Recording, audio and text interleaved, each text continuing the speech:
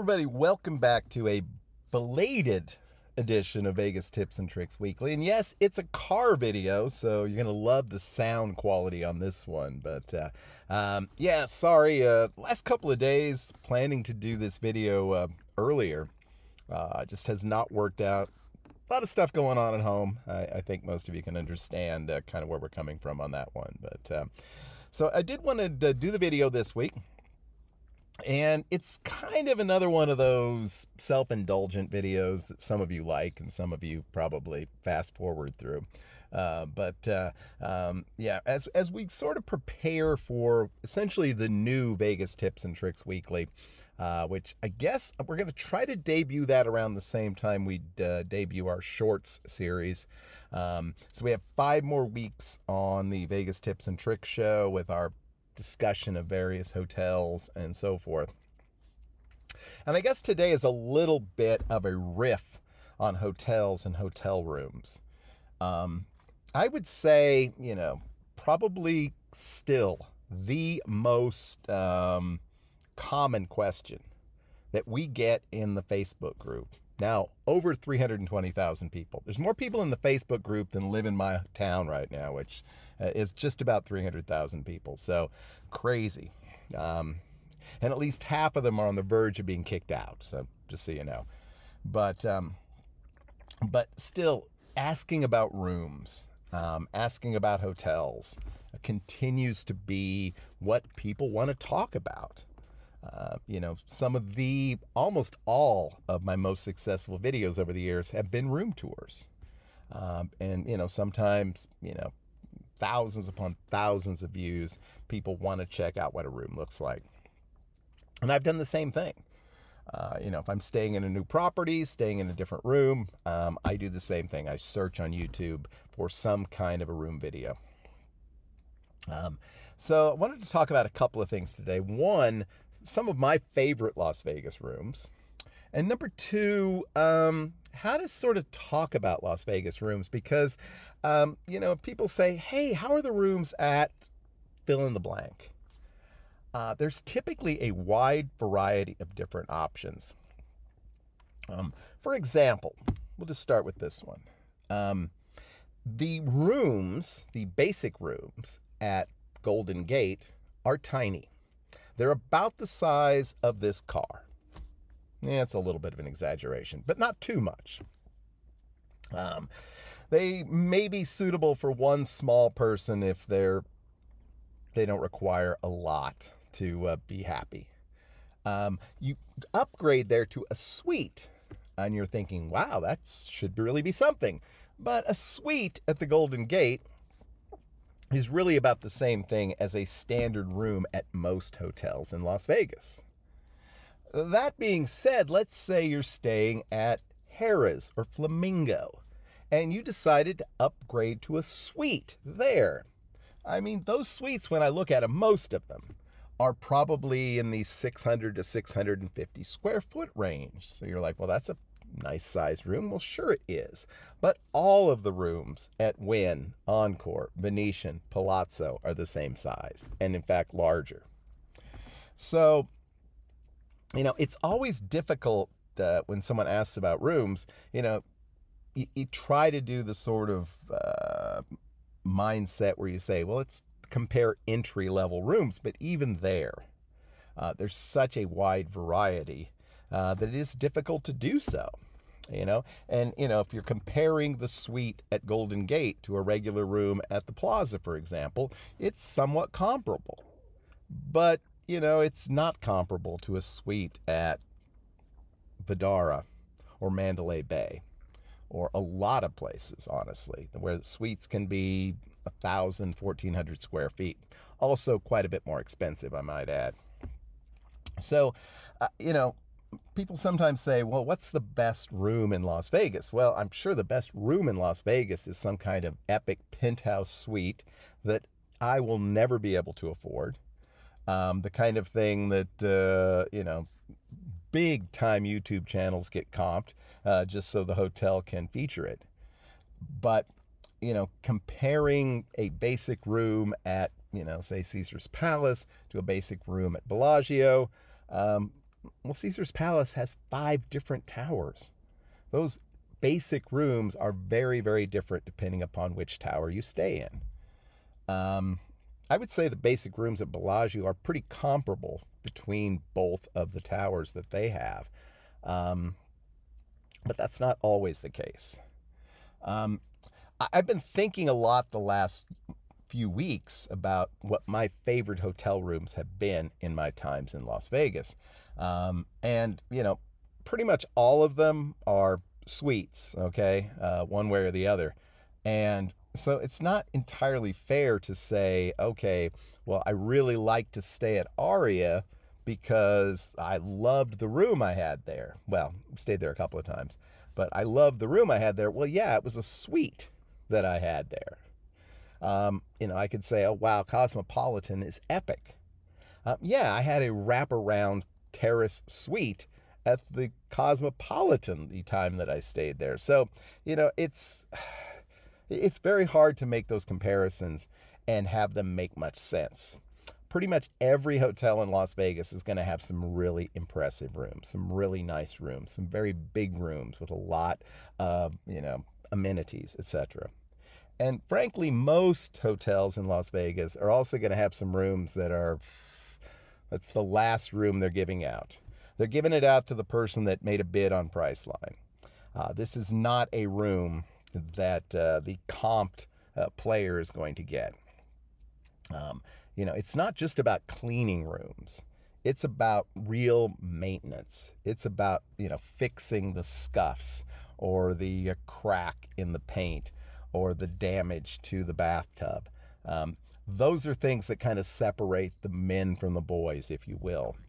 So, two people could check into the same hotel, particularly a lower to mid-level hotel, and have a very different experience.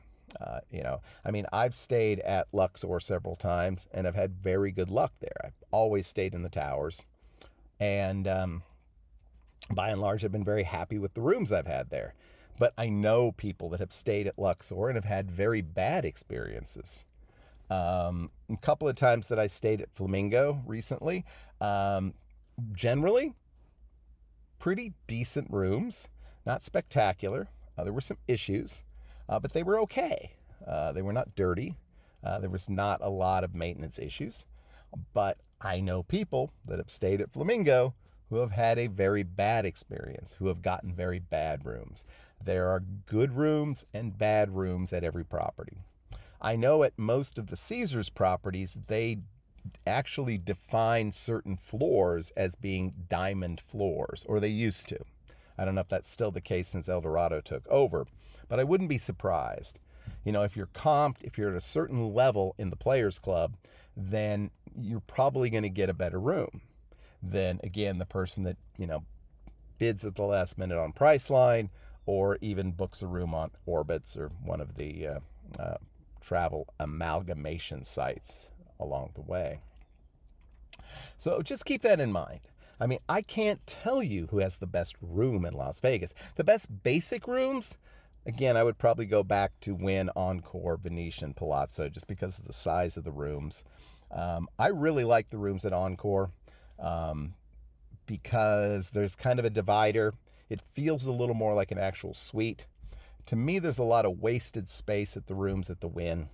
Having seen rooms at Palazzo and Venetian, they're nicely broken up to where you have a sitting area, to where you have a sleeping area, to where you had an entry level area. So it's a little bit different than you would have, at most hotel properties.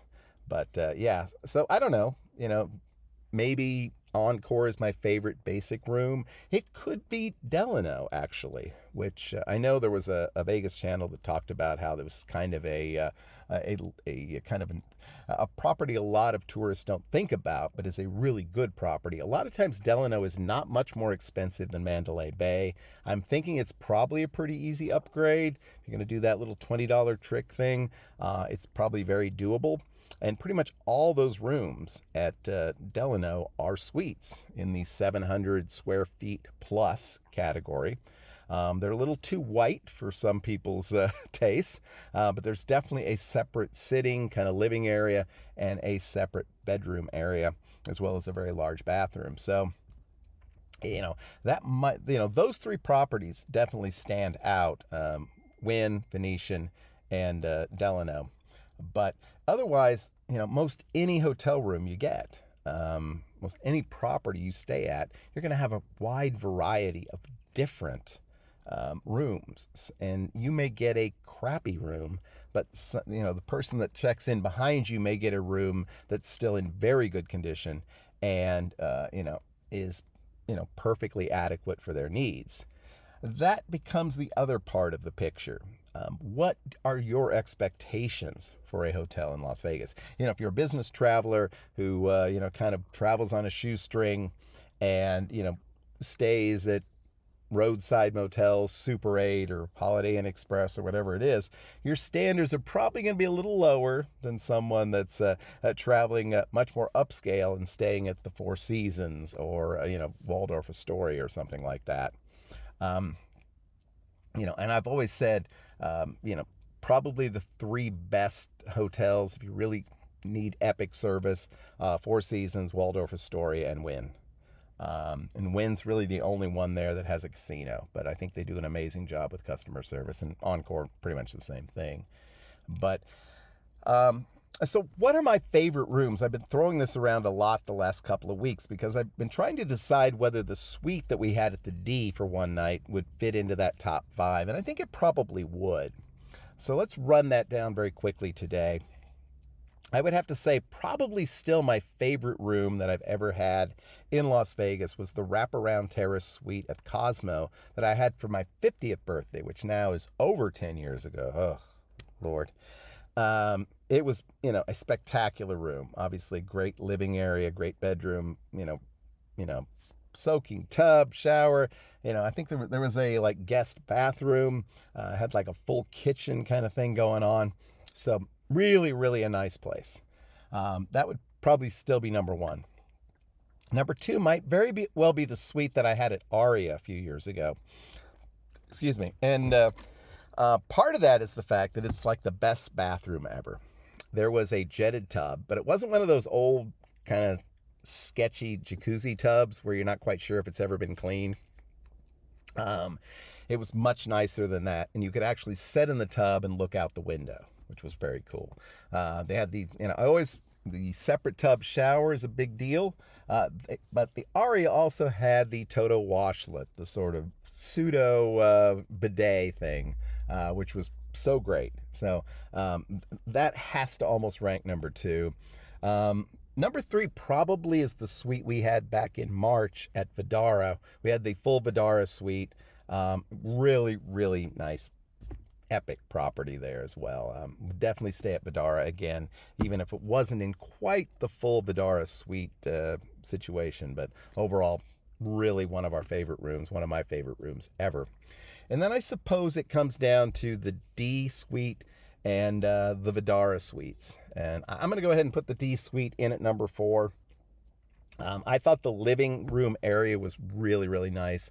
Of course, there's a wet bar, a fridge, all that stuff as well.